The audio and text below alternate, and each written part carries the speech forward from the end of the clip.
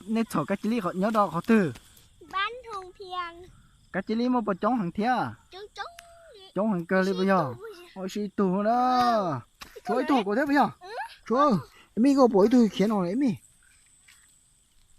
chuối là món lúc tiếng rồi em món lúc tiếng rồi sẽ cho là lấy cái đồ auto nào bây giờ ít tù cho em ít tù nữa đấy em có bổi tù nó à cho kia lấy kia đó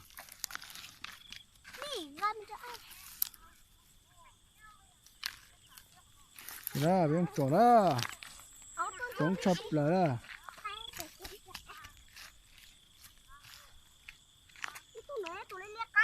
từ chỗ này tôi lắc áo này này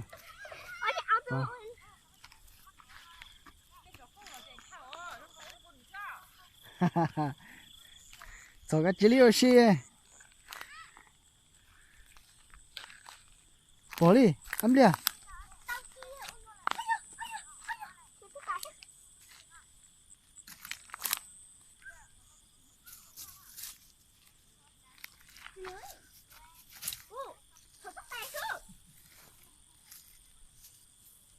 cái gì chúa nó đây bấy tụi nó à chúa mi có bỏ nó à nó ayo tôi là mi ayo chỉ có cái tàn này mi tôi là cho tôi là em mi chổ cái ăn được chổ cái lá bây giờ mỗi cái này mi mi tụi ngâm kia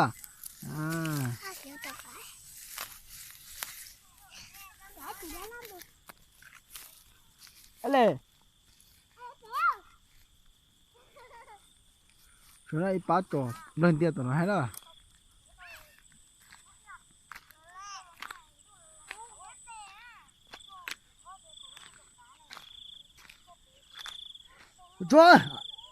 cho bên tụi nó ăn lên đi nữa cho đi ra tụi nó à cho tên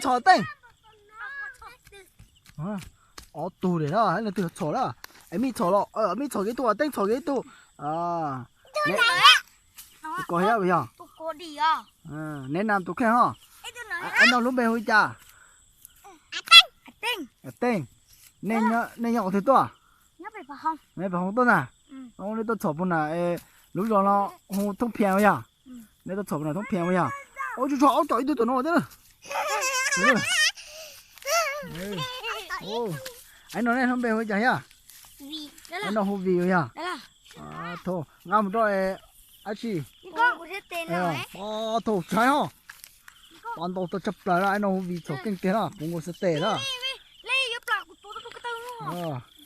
cũng chụp lại đó thì nó là nó mặt thò à trái mặt thò đó itu auto petu plautu chitu chautu yêu phong tu là cho xa tu gì tu chuột tu nè cầu tu là cho thao cho nào lúc tới cầu ý tu có tu là chưa là có tu là bóng tu nhá cầu bé tu cầu plau tu cầu chi tu thổi đẹp cầu chi tu kìa nó sao lại anh nó lúc bé hôi chả nhưng con mà lúc bé xin hôi chả hôi lái lòng rồi à hai chập lờ đó anh nó vô tuổi thổi anh tôi chập lờ sao món lỗ cho tá to ho chỉ tao tôi nhập bù nữa ít tiền là thế đó to chỉ cho là thì nó sẽ tư nhập bù tao đó anh để lấy cái tẻ đó cho cho em mi cái tức là em mi tôi nữa có cái tay này em mi có cái tay có bỏ nó em mi có bỏ nó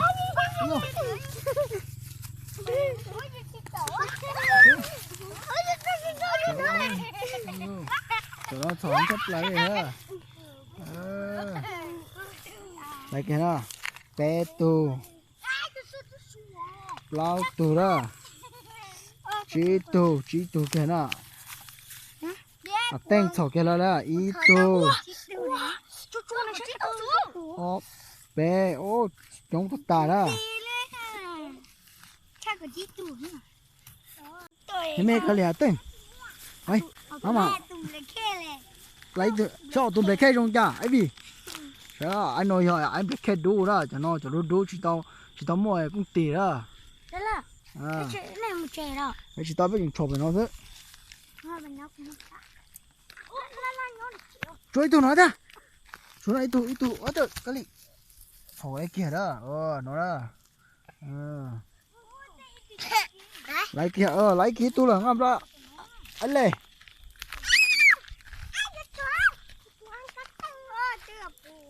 Đẹp bù vậy à? Tiền đó. Ôi cho itu phải nói đó. Nó nè. Từ cái gì đó.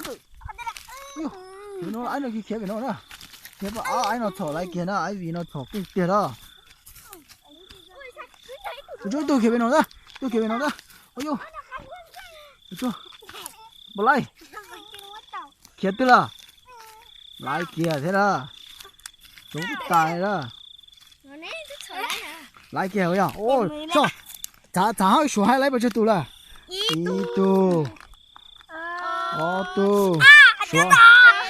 Bé tu vậy à? Lao tu. Itu. Cao tu. Xa tu. Gì tu. Chua. Cào tu vậy à? Ôi, liền cái nó tao cào tu hết đó.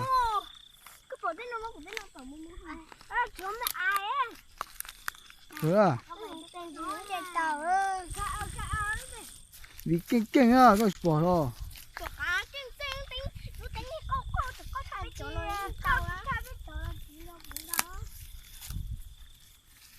Vậy chở rẻ mà nó là áo là những tôm bảo này hết à. Áo bỏ tí này rồi rẻ áo tôm luôn hết à.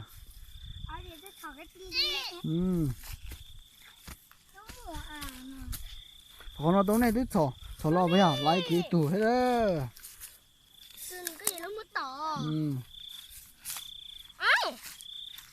Tôi có chili. Lấy cái tủ hết đó. Tôi cú. Không chứ ta anh công. Trời ơi, mình chụp rồi.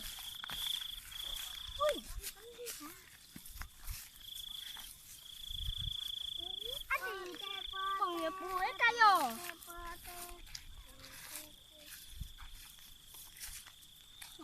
Tụi nó chỉ chúng mua là tụi nó đấy hỏi chúng mua toàn chỗ là chỉ chúng mua hay là lấy cái tồn gì hay là anh tỷ có lấy vào tay anh tỷ sao lấy đầu cười thế nữa muốn chọc cái không muốn ăn thò sao không chúng cười đó là cái chili đó muốn cho tả to rồi ha bằng tiền đó là chúng tiền à anh nó chọc kinh trai ha ít tiền to một rồi hết à wow để video thơ đại nè cái một chỗ cá chili không nói với tao cá chili tao cưng gói nè nên một chỗ mua ít kilo bao nhiêu phá ít kilo bao chào nè thì bé chừng mua bé rồi nè bé chẳng nhớ thay để video to bài nè để nào cho để thi ông không nói bé một thay nè cho để thi ó để thi bé để to bài thọ nè baกดไลค์กดแชร์เพียกดกระดิ่งกด subscribe นะเป็นนะป้าใช้ไปแต่วิดีโอโนมูเทียไปเทียงหัวนะโอเคมานอนมันบายเอาลินอซื้อมันบายละกะลี่มันบาย